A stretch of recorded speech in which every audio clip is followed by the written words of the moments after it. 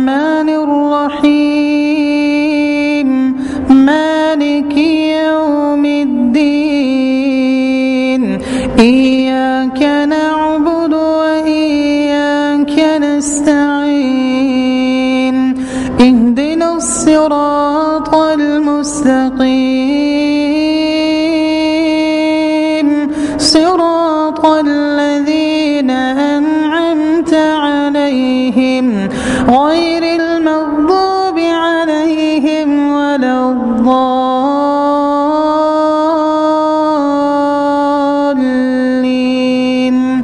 آمين. الحمد لله نحمده ونستعينه ونستغفره ونؤمن به ونتوكل عليه ونعوذ بالله من شرور أنفسنا ومن سيئات أعمالنا من يهده الله فلا مضل له ومن يضلل فلا هادي له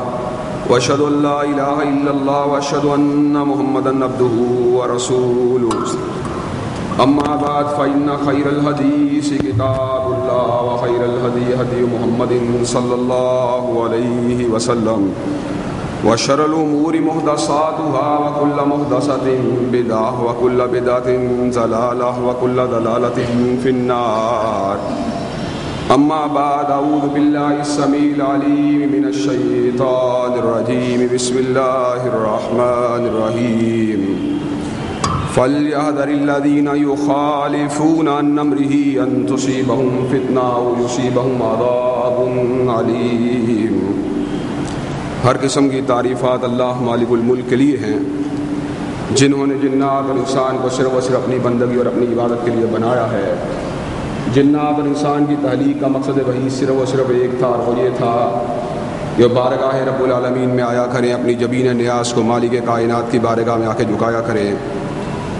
اپنے دست سوال کی دریا کی بارگاہ میں آ کے پھیلایا کریں, اپنی کمر کو حالت رکوع میں اس کی بارگاہ میں آ کے ہم کیا کریں, اسی کی تکبیر کی صداؤں کو بلند کیا کریں, اسی کی تحلیل کی آوازوں کو اجازت کیا کریں, اسی کی تصویر گایا کریں. چنانچہ ارشاد ہوا وما خلقت الجن والانس الا لیعبدون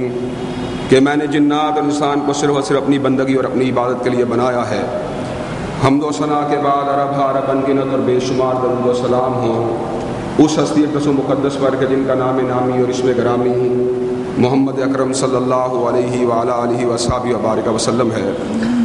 اللہ رب العزت نے امام کائنات علیہ الصلوۃ والتسلیم کو اہل کائنات کی ہدایت اور ان کی رہنمائی کے لیے مبعوث فرمایا اور آپ کی ذات بابرکات کے ذریعے اہل کائنات کی ہدایت اور ان کی رہنمائی کا خوب بندوبست فرمایا. اللہ رب العزت نے امام الہدیٰ علیہ الصلوۃ والتسلیم کی سیرت طیبہ میں طرح طرح کی خصوصیات کو ودیت فرما دیا تھا اور گوناگون قسم کی صفات کو آپ کی ذات اقدس و مقدس کا حصہ بنا دیا تھا. اور ان تمام باتوں سے بڑھ کر یہ کہ میرے آقا کی زندگی میں کوئی صبح, کوئی شام, کوئی رات, کوئی دوپہر, دکھوں کی کوئی گھڑی, خوشیوں کا لمحہ ایسا نہیں آیا جب مالک کائنات نے اپنی تائید کو, اپنی نصرت اور اپنی حمایت کو آپ کو شامل حال نہ فرمایا ہو. اور ان تمام باتوں سے بڑھ کر یہ کہ عرش کر اپنے اپنی آخری کتاب حمید کو حضرت آقا دو جہاں علیہ الصلوۃ والتسلیم قلب اطہر میں نازل فرما دیا تھا. اور اسی کتاب حمید کی ایک آیت کے ایک انتہائی اہم مضمون کے حوالے سے اپنی جنگ گزارشات کو میں آپ حضرات کے گوشے گزار کرنے کی جستجو کر رہا ہوں. موضوع یہ ہے کہ انسان کی زندگی میں تکالیف کیوں آتی ہیں, مسائل کیوں آتے ہیں, فتنے کیوں آتے ہیں, ڈپریشن کیوں آتا ہے, بے قراری اور بے چینی کیوں آتی ہے. تو اس ضمن میں پہلا نقطہ جو میں نے آپ حضرات کے سامنے بیان کیا وہ یہ تھا کہ جب اللہ تبارک و تعالیٰ کی توحید میں حلل آ جاتا ہے اور انسان مالک کائنات کی اطاعت شرک کرنے کے پر آمادہ و تیار ہو جاتا ہے تو ایسے عالم میں اللہ تبارک و تعالیٰ اس کی زندگی کو فتنوں کا شکار بنا دیتے ہیں, مشکلات اور مصائب کا شکار بنا دیتے ہیں. اور اس ضمن میں میں نے قرآن حمید کی سائے سے استدلال کیا تھا کہ ان الذین اتخذوا العجل سینالهم غضب من ربهم وذلۃ فی الحیاۃ الدنیا, وہ لوگ جنہوں نے بچھڑے کو اپنا معبود بنا لیا تھا اگرچہ آخرت کے اندر تو اللہ تبارک و تعالیٰ کا عذاب ان کا تعاقب ضرور کرے گا, اللہ تبارک و تعالیٰ کا عقاب اور اس کا عطاب اس کا یہ لوگ آخرت میں نشانہ ضرور بنیں گے, لیکن اس سے قبل اللہ تبارک و تعالیٰ ان کو دنیا کی ذلت کا شکار بھی ضرور ٹھہرائے گا. آج مسلمان امت آپ پورے کے پورے اکناف و عالم میں, مشرق و مغرب میں, شمال و جنوب میں, پچھم و پورب میں جا کے دیکھیں تو آج ذلت کا شکار ہے. اس سے بڑی ذلت کیا ہو سکتی ہے کہ مسلمان عورتیں آج نصرانیوں اور یہودیوں کی قید میں موجود ہے، ہم اس پوزیشن کے اندر موجود نہیں کہ اپنی بہنوں اور بیٹیوں کو نصرانیوں اور یہودیوں کے پنجے سے آزاد کروا سکیں۔ یہ ساری کی ساری ذلت کی بنیادی وجہ اللہ تبارک و تعالیٰ کی توحید سے انحراف ہے، غیر اللہ کی پوجا کے اندر مشغول و مصروف ہونا ہے۔ اور حضرات گرامی قدر، اس ضمن میں میں نے آپ کے سامنے عرصہ قبل چودھری افضل حق مرحوم رحمۃ اللہ علیہ کا قول بھی رکھا تھا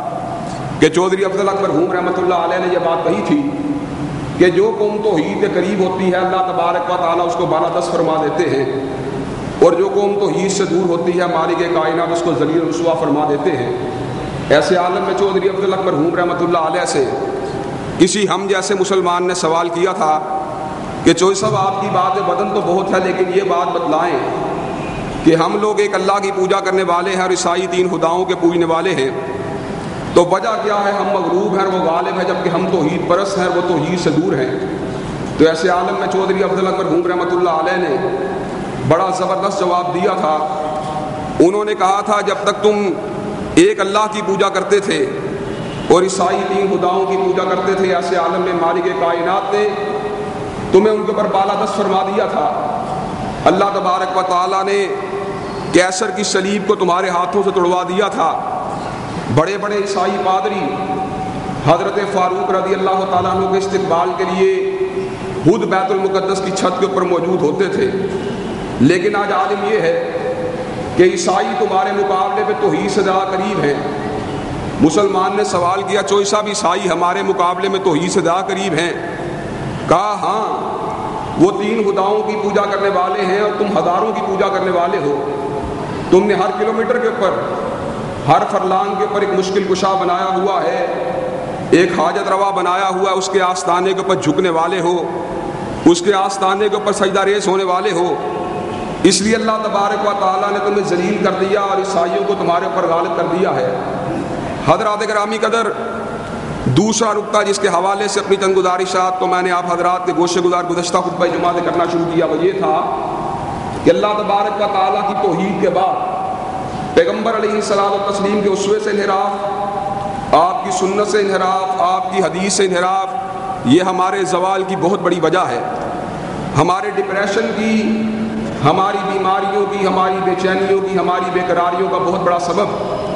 حضرت رسول اللہ صلی اللہ علیہ وسلم کے اسوے سے انحراف ہے۔ اللہ تبارک و تعالیٰ نے کلام حمید میں حضرت موسیٰ علیہ السلام کی اس بات کو نقل فرما دیا، امرتم ان یحل علیکم غضب من ربکم فاخلفتم موعدی۔ حضرت موسیٰ علیہ السلام و تسلیم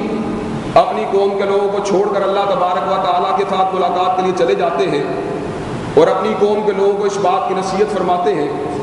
میری قوم کے لوگوں، میرے چلے جانے کے بعد اللہ تبارک و تعالیٰ کی ذات کا شرک نہیں کرنا۔ قوم موسیٰ کے لوگ حضرت موسیٰ علیہ السلام کے نکل جانے کے بعد فوراً سے پہلے اللہ تبارک و تعالیٰ کی ذات کا شرک کرنا شروع کر دیتے ہیں۔ شرک اس طرح کیا، سونے اور چاندی کے ساتھ پگھلانے کے بعد ایک معبود باطل کو بنا لیا، اس کے آستانے کے اوپر جھک گئے، اس کے سامنے سجدہ ریز ہو گئے، اس کی پوجا کرنا شروع کر دی۔ حضرت موسیٰ علیہ السلام اپنی قوم کے لوگوں کے وقت پلٹے،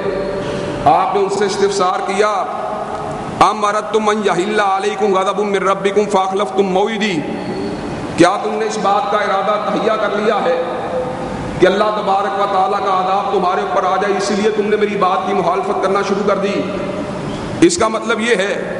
کہ جب بھی پیغمبر کی مخالفت کی جاتی ہے اللہ تبارک و تعالیٰ کا عذاب اس قریہ کے اوپر، اس قوم کے اوپر، اس ملت کے اوپر برسنا شروع ہو جاتا ہے۔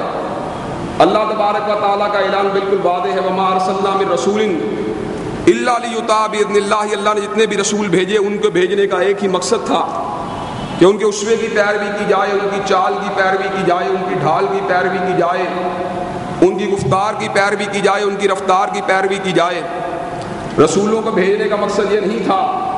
کہ صرف ان کے کلمے کا ویٹ کیا جائے، صرف ان کے نام کو چوما اور چاٹا جائے، صرف ان کی ذاتوں کے اوپر درود بھیجا جائے، بلکہ رسولوں کو بھیجنے کا بنیادی مقصد یہ تھا کہ ان کی ذاتوں کو اپنے لیے رول ماڈل بنا کر ان کے اسووں کی پیروی کی جائے، ان کی تعلیمات سے رہنمائی حاصل کی جائے، ان کی تعلیمات کے مطابق زندگی گزارنے کی جستجو کی جائے۔ آج ہمارا عالم کیا ہے؟ ہمارا عالم یہ ہے کہ اللہ کے رسول علیہ السلام کی بات ہمارے سامنے موجود ہوتی ہے، لیکن ہم اس بات کو رد کر دیتے ہیں، کس وجہ سے رد کر دیتے ہیں؟ اس لیے کہ حضور کی بات باپ کی بات کے مقابلے کے اوپر پورا نہیں اترتی. ہم اس لیے حضور علیہ السلام کی بات کو چھوڑ دیتے ہیں کہ حضور علیہ السلام کی بات میرے مولوی، میرے مفتی، میرے مسلک اس کی بات کے مقابلے کے اوپر پورا نہیں اترتی. حضرات گرامی قدر، اسی حوالے سے پرسوں ایکسپریس ٹی وی کے اوپر ایک پروگرام ہوا اور اللہ کے فضل و کرم سے میں نے اللہ کی توفیق سے اور اس کی خاص فضل و عنایت سے وہاں پر حضرت رسول اللہ صلی اللہ علیہ وسلم کے اسوے کو بالکل واضح انداز میں بیان کرنے کی جستجو کی. پروگرام کا عنوان یہ تھا کہ درست نماز کس طرح پڑھنی چاہیے. وہاں پر ملتان سے حنفی عالم اور ہمارے دوست مفتی عبدالکبی موجود تھے اور کراچی سے شیعوں کے ایک ممتاز عالم دین علامہ، اور وہاں پر جناب شیعوں کے ایک ممتاز عالم دین جو اس وقت سینٹ کے اندر بھی موجود ہے، علامہ عباس کمیلی صاحب بھی وہاں پر موجود تھے. اب جس وقت ڈسکشن کا آغاز ہوا تو ایسے عالم میں حنفی بھائی اور حنفی دوست نے اس بات کا اعلان کیا کہ نماز وہ پڑھنی چاہیے جو کوفہ کے اندر حضرت امام ابو حنیفہ رحمۃ اللہ علیہ نے نماز کو ادا کیا. اس لیے کہ وہ فقہ کے بہت بڑے عالم تھے، حدیث کے بہت بڑے عالم تھے، پورے کے پورے دین کو صحیح معنوں میں اس کی معرفت رکھنے والے تھے، اس کی نشست کو، اس کی بحث کو، اس کے پس منظر کو، اس کے پیش منظر کو، ساری کی ساری باتوں کو سمجھنے والے تھے. کراچی سے علامہ صاحب نے اس نقطے کو بیان کیا کہ نماز ویسے پڑھنی چاہیے جیسے ائمہ اہل بیت نے نماز کو ادا کیا. اس لیے کہ ائمہ اہل بیت چونکہ حضرت رسول اللہ صلی اللہ علیہ وسلم کے خان وادے سے تعلق رکھنے والے تھے، اس لیے ان کو نبی علیہ الصلوۃ والتسلیم کی نماز کا، آپ کے طریقہ کار کا صحیح معنوں میں علم تھا، صحیح معنوں میں اس کا ادراک تھا، صحیح معنوں میں اس کا استحضار تھا. جب میری باری آئی تو ایسے عالم میں فوراً سے پہلے میں نے کیا بات کہی؟ میں نے کہا چاہے ائمہ دین ہوں، چاہے آل علی المرتضیٰ رضی اللہ تعالیٰ عنہ ہو، نماز ویسے پڑھنی چاہیے جیسے حضرت رسول اللہ صلی اللہ علیہ وسلم نے پڑھی ہے. اور میں نے ایسے عالم میں شیعہ عالم کو مخاطب ہو کر یہ بات کہی، آپ کی بات درست ہے، نماز ویسے پڑھنی چاہیے جیسے حضرت علی المرتضیٰ نے پڑھی ہے، لیکن میں آج یہ بات یقین کے ساتھ کہتا ہوں حضرت علی المرتضیٰ نے نماز ویسے ہی پڑھی ہے جیسے ابو بکر نے پڑھی تھی، اور جیسے عمر نے پڑھی تھی، اور جیسے عثمان نے پڑھی تھی رضوان اللہ علیہم اجمعین. اور میں نے کہا ائمہ اہل بیت نے نماز یقیناً ویسے پڑھی تھی جیسے حضور علیہ السلام اپنے حجرہ عالی کے اندر پڑھا کرتے تھے. اور حضور کے حجرہ عالی میں نماز کس طرح ہوتی تھی، اس بات کی گواہ سب سے پہلے نبی علیہ السلام کی بیویاں ہیں. اور میں نے کہا جس سے حضور علیہ السلام کی نماز کو تلاش کرنا ہے اس کے لیے نبی علیہ السلام کی نماز کو تلاش کرنا چندہ مشکل نہیں. آج بھی بخاری شریف کی روایات ہمارے پاس موجود ہیں، آج بھی مسلم شریف کے الفاظ ہمارے پاس موجود ہیں، آج بھی کتب احادیث ہمارے پاس موجود ہیں. اگر ہم کتب احادیث کا مطالعہ کریں تو اس بات کو جاننا چندہ مشکل نہیں کہ حضرت رسول اللہ صلی اللہ علیہ وسلم نماز کو کیسے ادا کیا کرتے تھے. ایسے عالم میں علامہ عباس کمیلی نے میری بات کا جواب دیتے ہوئے یہ الفاظ فرمائے، کہنے لگے ائمہ اہل بیت نے بھی جو بات روایت کی ہے وہ اپنے دادا سے، اپنے پردادا سے، حضرت جعفر صادق نے، حضرت محمد باقر نے حضرت رسول اللہ صلی اللہ علیہ وسلم سے روایت کی ہے، اس لیے ان کی بات میں کوئی شک اور کوئی شبہ نہیں ہو سکتا. میں نے کہا ائمہ اہل بیت کا احترام میری سر آنکھوں کے اوپر ہے، اس لیے کہ اولاد علی اور اولاد فاطمہ میری آنکھوں کا جھومر ہے، میرے دل کی دھڑکن ہے. لیکن میں یہ بات بتلا دینا چاہتا ہوں کہ آپ لوگوں کے نزدیک حدیث صرف حضرت رسول اللہ کی بات کا نام نہیں، بلکہ آپ لوگوں کے نزدیک حدیث ائمہ اہل بیت کے اپنے اقوال، اپنے فرامین اور اپنے اجتہادات کا بھی نام ہے. جب علامہ صاحب نے میری یہ بات سنی فوراً سے پہلے ہم ہوش ہو گئے. حضرات گرامی قدر، اس کے بعد ملتان کے حنفی عالم دین نے ایک بات کہی، کہنے لگے میں ڈنکے کی چوٹ یہ بات کہتا ہوں چاروں فقہوں کے پیروکار بھی اور اہل حدیث بھی نماز ویسے ہی پڑھتے ہیں جیسے حضرت رسول اللہ نے پڑھی ہے. میں نے کہا مولانا بڑے ادب کے ساتھ آپ کی خدمت میں ایک بات کی گزارش ہے کہ آپ بخاری شریف کو اٹھائیں، مسلم شریف کو اٹھائیں، کتب احادیث کو اٹھائیں، اس میں نماز کا ایک ہی طریقہ درج ہے اور وہ طریقہ وہی ہے جس کے مطابق حضرت رسول اللہ صلی اللہ علیہ وسلم نے نماز کو ادا کیا تھا. اگر آپ یہ بات پہ قائم اور دائم ہیں کہ آپ نماز ویسے پڑھنا چاہتے ہیں جیسے حضرت رسول اللہ نے پڑھی ہے تو پھر گھبراہٹ اور ڈر والی کوئی بات نہیں. آپ احادیث کے صفحات کو اٹھائیں, اس میں جو نماز آپ کو ملتی ہے آپ اس کو پڑھنا شروع کر دیں.